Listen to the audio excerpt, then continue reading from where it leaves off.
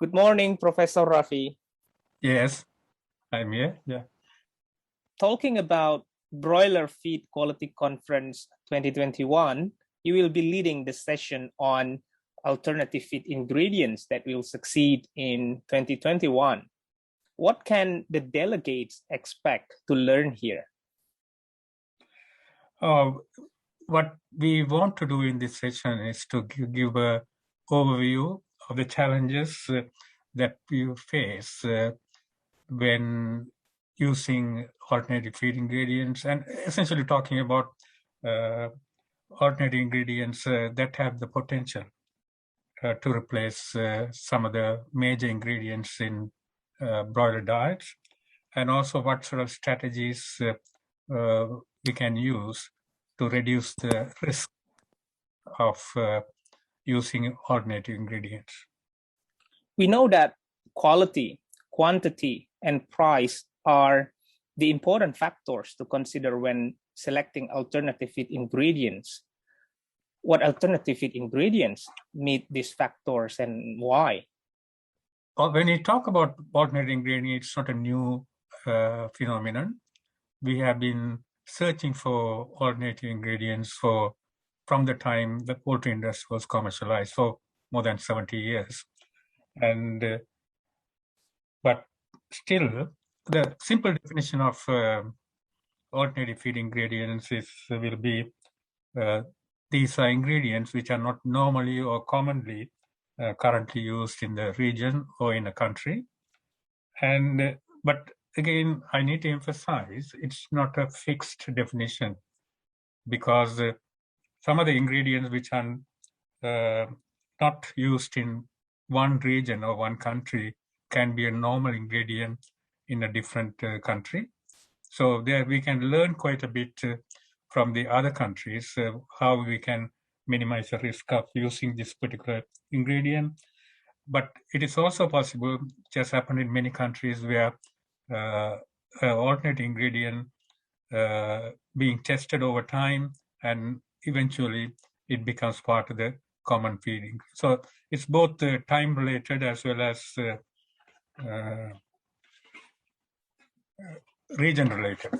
The choice of when you talk about alternate ingredients, and there are a number of reasons why these are not commonly used, and which have been discussed in different forums, and especially in all the forums they have been talking about nutritional constraints of each of these ingredients.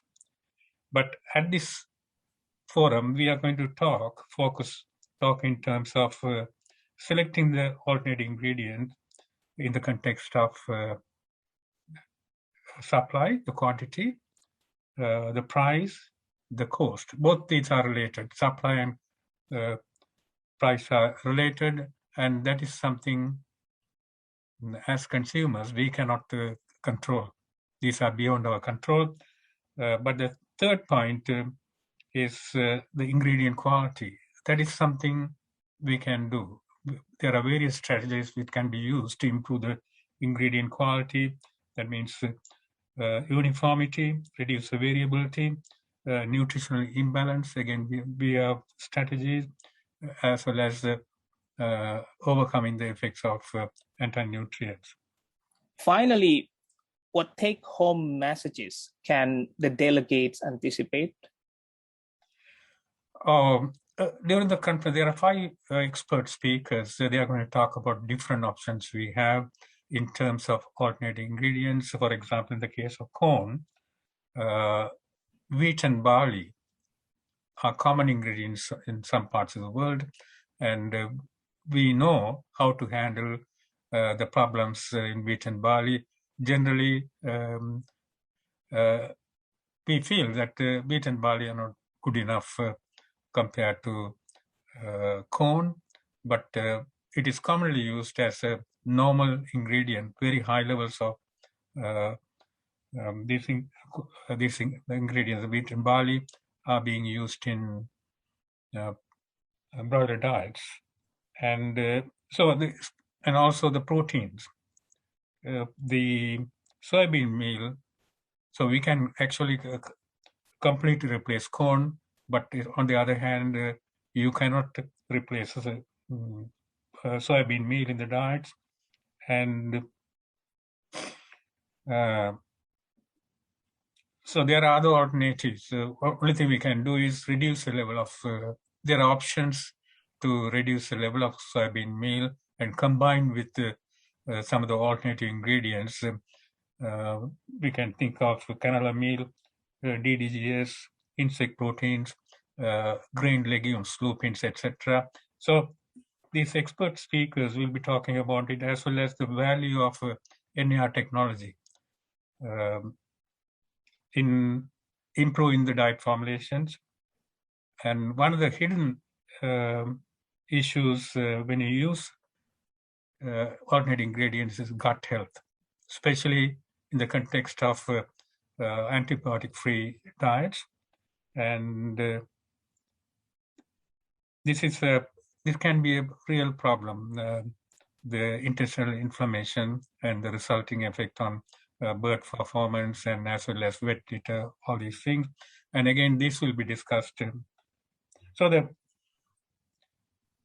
take-home message is how can we manage the risk in using the alternate ingredients. There are a number of strategies which will be available, so that will be the take-home message.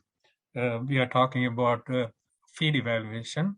That is very important if you are going to use alternative feed ingredients.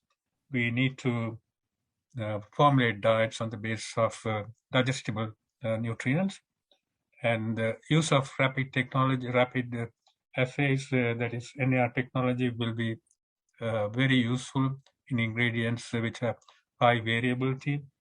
And the most importantly, the final thoughts will be on feed additives. By using appropriate feed additives such as feed enzymes, synthetic amino acids, and the what you call gut flora modifiers, we can actually reduce the risks which are associated with alternative feed ingredients. Thank you. Interesting. It seems that the session will be full of insights. Thank you very much, Professor Ravi, and see you at the conference. Very good. Thank you very much.